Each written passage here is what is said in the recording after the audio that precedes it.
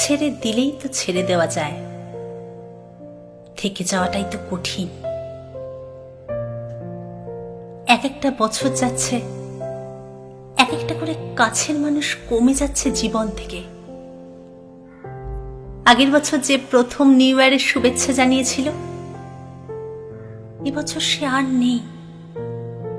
কেউ বা নিজের ইচ্ছে সরে গেছে লক্ষ যোজন দূরে, কেউ যেতে বাধ্য হয়েছে অনিচ্ছা সত্ত্বেও, জীবন বাধ্য করেছে তাকে।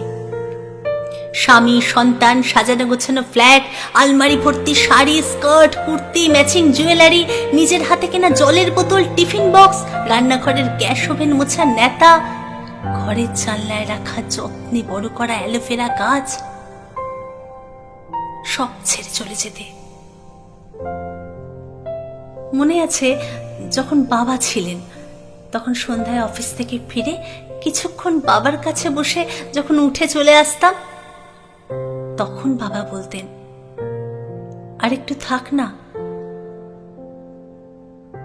আর চেয়ে থাকতেন আমার চলে যাওয়ার দিকে। ওই নির্বাক চোখে আকুতি থাকতো আরেকটু থাকার জন্য। বিরক্ত হতাম, ব্যস্ত হয়ে পড়তাম অন্য সব দরকারি বা অদরকারি কাজে। এখন এই সময় দাঁড়িয়ে কি ভীষণ ভাবে ইচ্ছে করে বাবার গলাটা একবার শুনতে। এমনিতেই দূরত্ব তৈরি হওয়াই নিয়ম। প্রকৃতিগতভাবেই হয়তো মানুষের মধ্যে এই প্রবণতা আছে। এখন যাকে ছাড়া বাঁচব না মনে হয়, সে কাল আর কোথাও নেই।